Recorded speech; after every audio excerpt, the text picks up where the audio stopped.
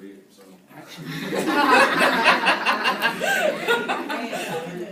Yeah, I don't remember it. I read it a long time ago. By looking at this image, who can really tell me, like, who can tell me what they think a stela is, or about a read? Yes, it's Egyptian, but yes, that's what's written in. It's on the stone. It's a story of someone. Alright, a stela is basically a tall, narrow slab that is made of wood or stone that usually is inscripted or carved in a relief of names, pictures, designs, and it's dedicated to the dead. And basically, it's also a story. Like, Stela Taimtep means the story of Taimtep. So it's basically her whole story, her story of her life. And the beginning of it starts with her roles as a woman, and it ends talking about her death, or her after-death experiences.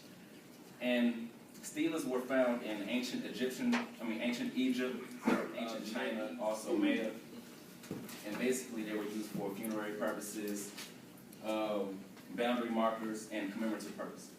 One example that I can give you of a stela is a Rosetta Stone. I don't know if any of you heard of that. But a Rosetta Stone was used for recording history and important events. Can anybody give me any other examples that it may resemble? A tombstone? Not everybody at once. Yeah, exactly. Or a gravestone. What about those time capsules? Would that be something like that? What? Like a time capsule? Like we have one going in that big thing going towards the library. You know when you go upstairs to the library here at GPC? And it's like one of those things where we may fill it up with stuff now, information now, and then 10 years from now somebody opens it up. Time capsule, right? Well, this is acted as a time capsule because Right. what's the significance of the Rosetta Stone? There's only one. Well, the Rosetta Stone was basically a giant stone that was written in 3 different languages that allowed researchers to actually start deciphering the hieroglyphics and come to understand them, because beforehand it was very mysterious. It's, it's a bunch of pictures that don't always make sense. Right. I've seen it in person. It's way smaller than I thought it was going to be.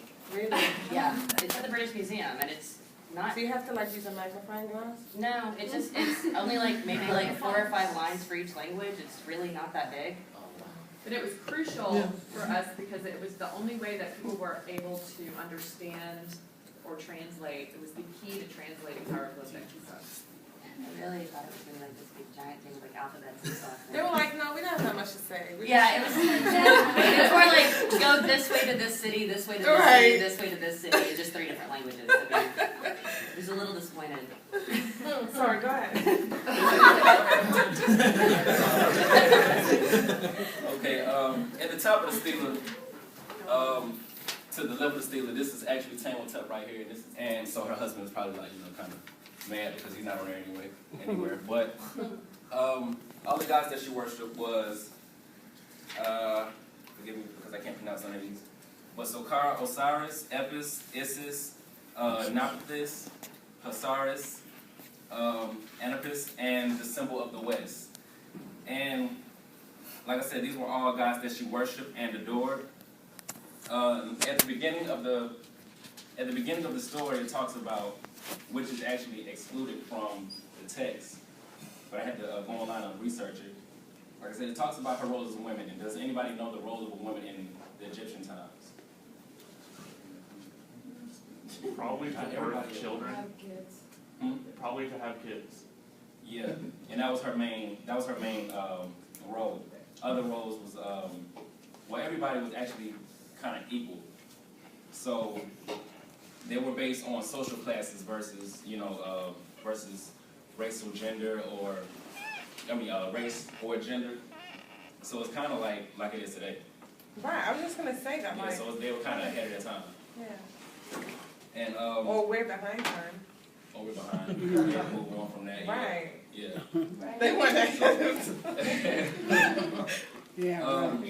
Yeah, her main role was to bear a child for her husband, Serentak, so he can inherit all his titles and his achievements. And he was the high priest of the ancient capital, Memphis. And she had 3 children. Started off with 3 children, basically were girls.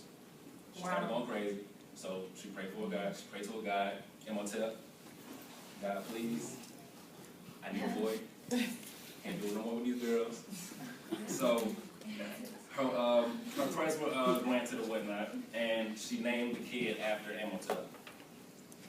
And once she had him, she shortly died. Right. Yeah, After all that. you know how that goes. Wow.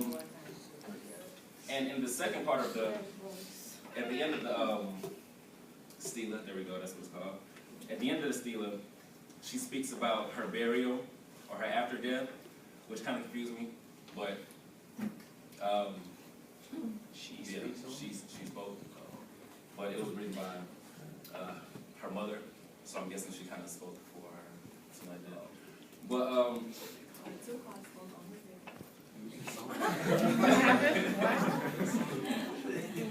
so, yeah, she speaks about her after-death experience and how perfect how perfect her burial was, and how she had yeah, it was perfect for her to be an effective mummy. Her husband buried her, which was Serenity, Mommy, and yes, an effective mummy. Not like mother, but mommy or mommy? Mummy. you know, I'm just playing. Mommy or mommy? Which one? Sorry. She also talks about how she wants her husband to be free and just live and enjoy the rest of his life, even though he's like, you know, without a wife. Or just... When I read that part, I was like, that seems like a man wrote that, you know? Like, first of all, she's dead. So clearly, you know, but it's like, come on, dude. He's like, okay, well, I want to live my life now. I want to do my thing. She's dead. I got my son. So I'm going to pretend like I'm her. And I'm going to wish me to live my life. Like, no. No. But she's dead though. Right, exactly. He has to move on eventually. No, I'm not saying he doesn't, but I'm saying, like, for it to come across like she wrote that, or Oh, yeah. no. Okay. Okay, first of all, we need to think about this. This is an important question. Who actually wrote it? Would a pharaoh actually write their own? No. They would have scribes. But clearly But it says But I'm saying like a man on the did last it, line, supposed it's to written by like a someone woman named scribe. Herenka, You know and what I mean? Herenka. Was there such a thing as a woman scribe? No.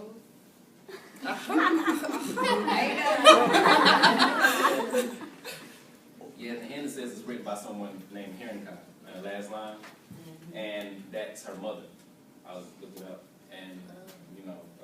And that's probably highly unlikely. Yeah, they're lying. It's probably dictated that it's somebody to write it. Everything's Maybe it was possible commissioned now. by her mother. Women, Maybe it you was know, commissioned by her mother. Yeah. Yeah, probably. Huh? So y'all saying that She wanted her they're husband telling a to tale, like- the tale is a tale. And just to be him, it was like, you know, YOLO. And YOLO? YOLO. YOLO is what? Okay. And I have a little Just like excerpt that. from the reading, and it stated, "Oh, my brother," I'm sorry, hold on. "Oh, my brother, great trouble of craftsman, may your heart not tire in drinking and eating, drunkenness and sexual pleasure. Hello. Spend a perfect day and follow your heart all the time." So basically, she just wanted him to just, you know, be free and just, you know, love life. Yeah. Materialism. Do you? YOLO. Yellow. So, with that being said, he did. He was like,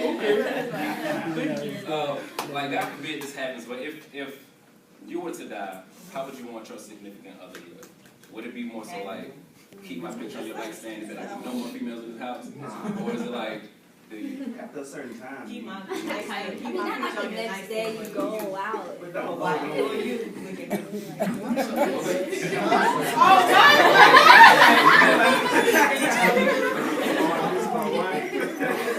In that case, just have a tap to your face here, you just have a mask with this. that is sick. Excuse me, order. In a desert tomb, which is called Witty. Whitey.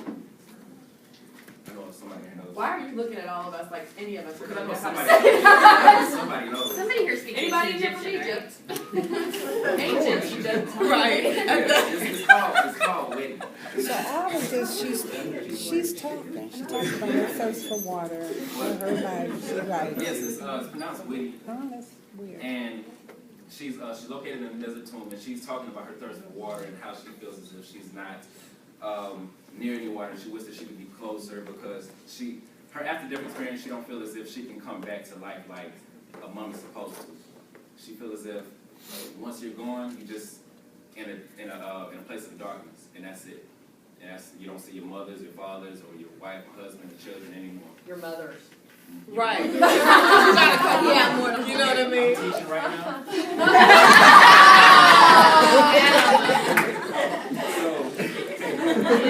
He was just nervous. He didn't. Well, yeah, that's how she felt. She just felt as if, and like now, some people, I don't know, Buddhists, I don't know how their religion. You got it. Thank you. Hello. Well, you know, they won't come back to life, or they don't believe in heaven. And Reincarnation. some people do. Okay. So I kind of feel like that's how I tied into religion today. She I don't know, she worshiped God and everything, but she just didn't feel she. You know what's interesting to me about the image that when I was looking at it? It looks to me like they're praising her. You know? Like, because I guess in my mind, like as a god, nobody would really turn their back to you. And in the pharaohs image, were considered gods. right. So like when I would think of a god, I would think, you know, no one's gonna turn their back to me. And everyone pretty much has someone's back to them, you know? And they're all looking toward her And as she's if, looking you toward know? So I just thought that was pretty interesting because somebody could have chosen to flip the script and say, well, this is an image of the goddess and these guys are praising her. You know what I mean? If they wanted to. But her back is not turned towards them either. No, that's what I'm saying. Yeah, she's She's like the only this. one who doesn't have anyone's Or like back turned. Well, I mean, they could be in like a straight line, and just it's Yeah. hard to draw like a three-dimensional. Yeah. Artistic But license. their head is turned that way. It's not like their head is facing. Yeah, you but know. they're both facing each other. You like her head? Let's zoom. Is it zoom? Well, you know what I'm trying to say. Yeah, I know what you're saying. It's like they all walk into her. Right, All right. exactly. I actually had a Jeopardy quiz for everybody, but but I had some technical difficulties this morning. Like I kind of realized that it didn't save all of my questions. So, and that's exactly what I said. So, I have a couple of questions to end it with. One of the questions was, how much influence did the ancient Egyptian era have on the present time? Can anyone this opinion is not right on answer? I mean, I feel like just based off of the structure of the stela and how we still use like tombstones today in that same aspect to kind of reflect our loved ones who have died and stuff. Like we may not put as much on there, but we still like, you know, put like a living mother, sister, wife, all that stuff. So, I mean, it's still relevant in that way. Right. Well, there's two things. One, the Egyptians were the inventor of fried foods, and that's pretty popular these days. Also, in a more serious note, they did have the belief that when you died, that your soul was weighed against a feather, and if it was lighter than the feather, you could ascend on to the afterworld, whereas if it wasn't, you were eaten by this three-headed beast, and you were destined to never make it to the afterlife. And, I mean, of course, you got to tie in, of course, Zoroastrianism and a lot of other things into the mass combination that is a lot of our religious beliefs today, but I do believe that probably played in there somewhere. It's the judgment of the soul after life to get into paradise, essentially. When I think of funerals and people who choose not to be cremated and choose to, you know, die in a coffin, I think of ancient Egypt. Because I wonder, like, where the whole coffin thing came from. And maybe somebody here knows, because I know... I don't know if it predates Egypt, but that's an interesting point, because they had the sarcophagus and they mummified everything. There was a great special on PBS last night about this and about how chariots in Egypt were actually as modern